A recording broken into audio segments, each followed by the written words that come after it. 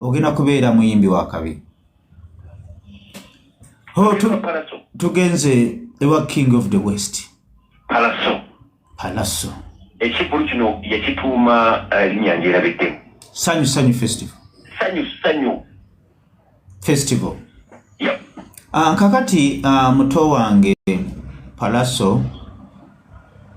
Weewunye Palaso simanyi lwaki. Ekisooka Palaso ye musajja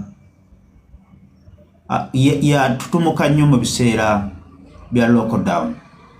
Mu lockdown abantu lwaki abayimbi abasinga bawulikika nnyo olw'ensonga nti abantu ebirowoozo byabwe byonna balinga waka ng'abantu bali ku masimu gaabwe bawuliriza music, bali ku TV bawuliriza music.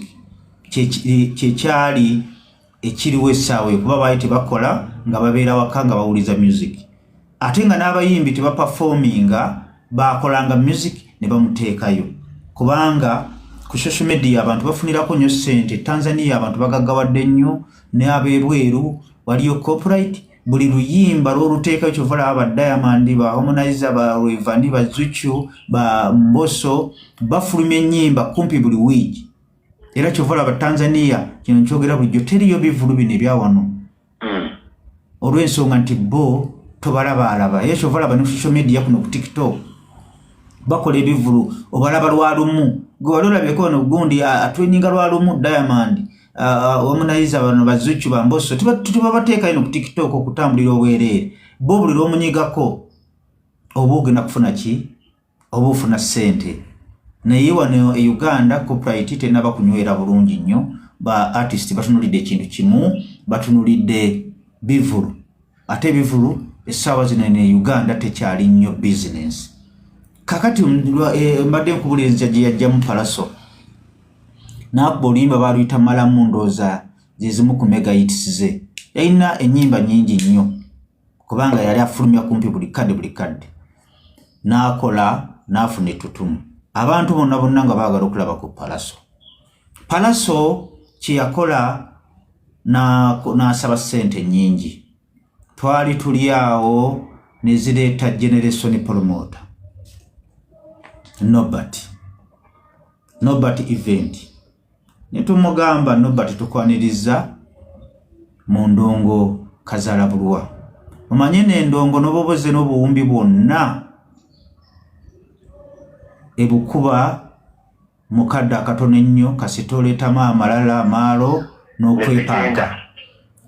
Netugamba netuwayi tuli awo yali ku Maria Fulo Nobert event. Nkutemera Palaso ngeri gye yajjamu. Ne batugamba waliyo omwami yafunye ssente ategeka ebivulu n'atakoma ku ebyo kwekyo n'ajja ne ku stage n'afuuwa omuyimbi gwaguze. Neŋŋamba bannange ani oyo promoter kyoyo. Ngenda okuwulira ng'avuma Apitex ne Bad Blue. Wabeera ba promoter abakadde. Tugamba bannange abakadde batte. Ye gye kyatawe ne jjajjawe yamutta.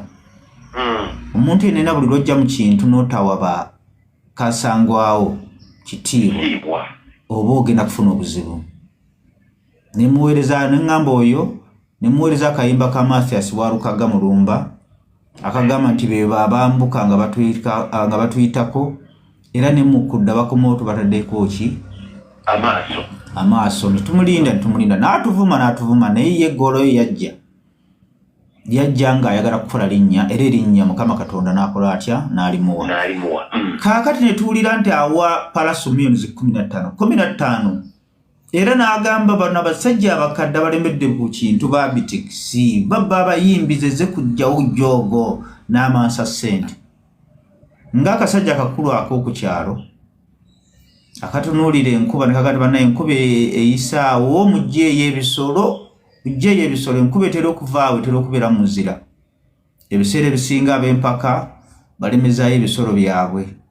Enkuba bejja n'ebikuba n'ebitta ku kyalo kwe kukuyita omulogo. Kasajja ako kalogo bwekimanyi katonyesezza enkuba ng'eri mu muzira ng'olwo ebisolo bikoze eki?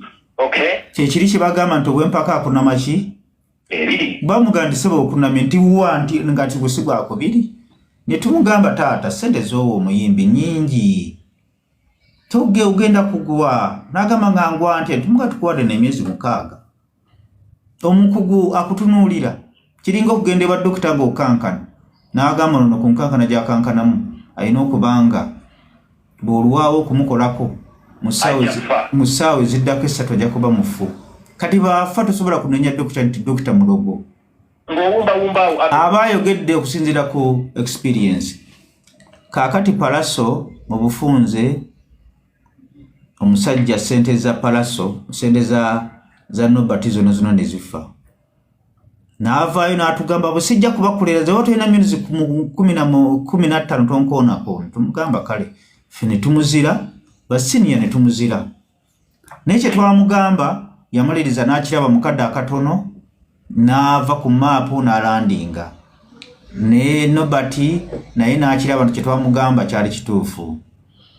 Omusajja gwe bayita Noba ani yagenda okulaba nga tukyamuwa bookings n'asala n'adda ku 5 ne ku 5 tumugamba musajja nzisalukirire mu 3 ne mu 3 nazo okumupangisa nga oyogerako ebigambo omutwalo gumu awo abadde natuulako kolumu ku Sheraton Gardens ne mugamba concert ye ngenda kugitegeka kyava ngamba omanyi alowooza nnyo nti mugezi nnyo omwami ekigambo ekituufu Palaso alina omululu alina omululu atayagala kumufunamu ssente era teriyo promota asabirira Palaso afune yiti kubanga baba na yiti muzibu nnyo mubi nnyo tosobola mufunamu wadde wangi atembeka toddangaawo n'osabirira Katonda awe Palaso yiti kubanga n'ababa alina yiti era teri promota asobola kumufunamu era Palaso nsinziira kuno ku live eno ku Beat FM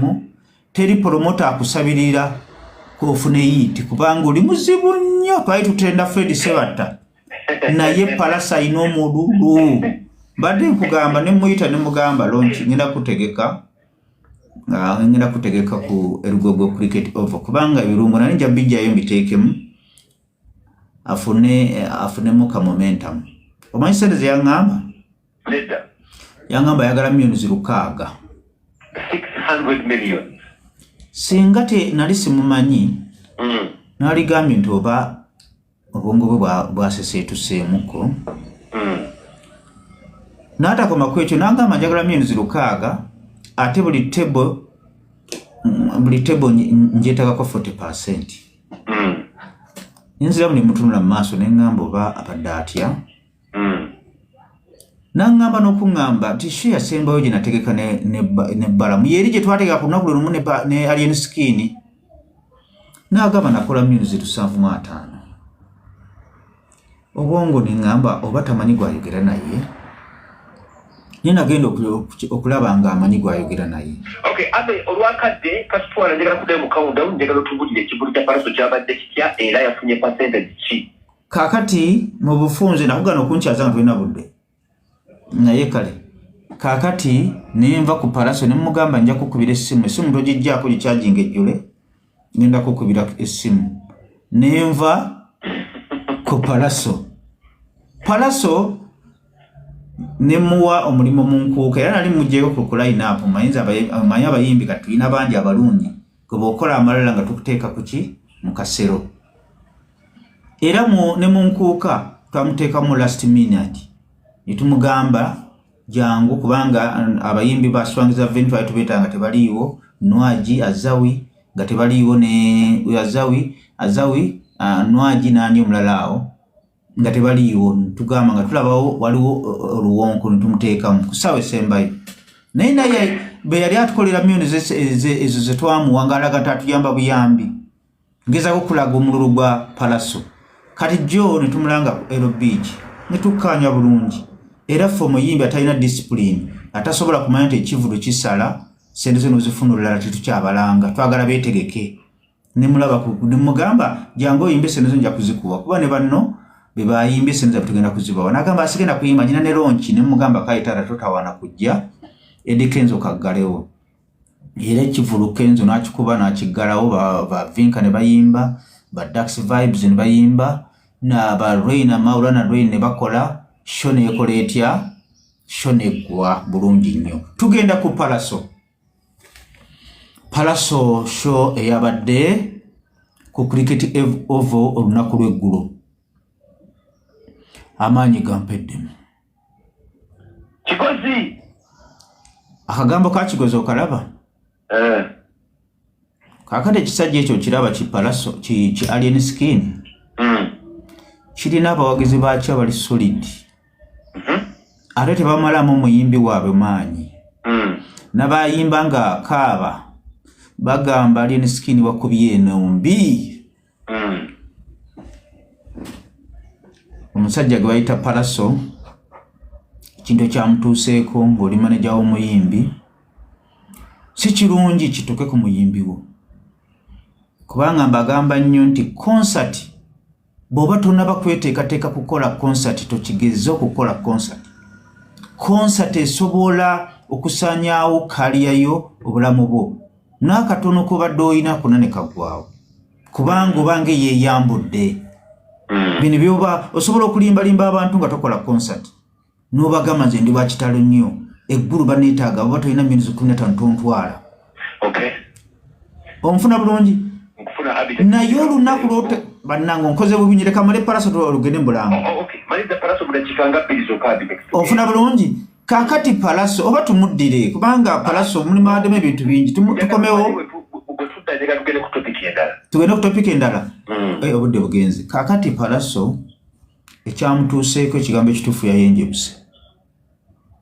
Concert ezakakolwa abantu abanene ku Cricket Oval tuwepankire kati ssaawa zino tumugeraageranya ne Bakkube Ssaalongo Siraaji omumanyi ow'emukono abantu be yafunye Siraaji ow'emukono omulaba yasinze Palaso abantu. Kakati sebo gwe yabaddeyo binyumye kakati Naalu omulaba Palaso essaawa zino bwe bamugeraageranya ne Bakkube Ssaalongo.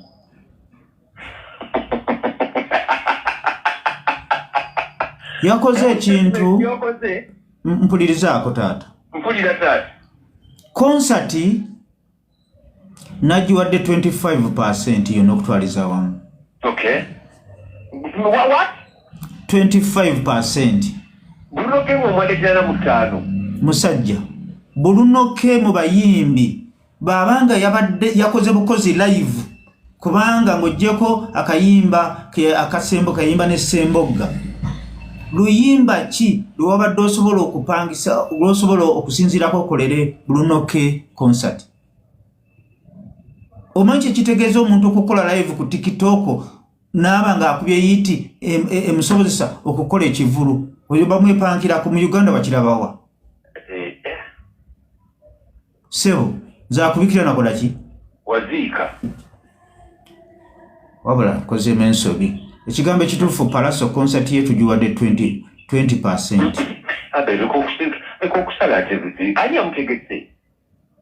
Mbadde neerabidde okusinziira ku kyabaddewo concert ya Palaso ngiwadde 15%.